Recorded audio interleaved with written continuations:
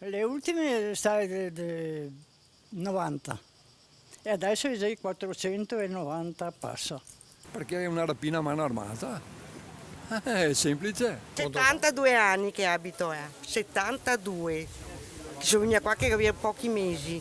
Dopo settimane di proteste degli inquilini delle case popolari che si sono visti aumentare l'affitto in seguito alla riforma regionale dell'edilizia residenziale pubblica, la Regione Veneto ha deciso di porre un correttivo, ma solo per aiutare i veri casi sociali che verranno ora valutati singolarmente. Un'analisi caso per caso delle posizioni degli inquilini che verrà effettuata da 7 nuclei tecnici, uno per provincia, coordinati dal presidente dell'Ater provinciale, partecipati dai rappresentanti dei comuni interessati. Analisi che dovrà essere terminata entro il 30 settembre. Ciò non significa che la nuova legge per il ricalcolo degli affitti degli oltre 40.000 alloggi pubblici presenti in Veneto verrà stravolta, anche perché se si cercherà di non penalizzare le fasce più deboli della popolazione, come anziani, disabili, genitori soli con figli, dall'altro è necessario garantire soluzioni eque ed omogenee ed assicurare possibilità di accesso ai 14.000 potenziali assegnatari che avrebbero tutti i requisiti per vedersi assegnare un alloggio pubblico e da anni sono in attesa di una casa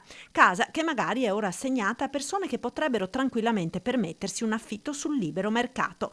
Già, perché nel corso degli accertamenti reddituali sta emergendo di tutto, compresi i casi limite di chi vive nella casa popolare con 1 milione di euro di risparmi in banca e paga un affitto di 250 euro o addirittura di 115 euro per alloggi di 100 metri quadri, o ancora casi di inquilini con oltre 340.000 euro di risparmi che hanno pagato sinora 10,87 euro di affitto al mese.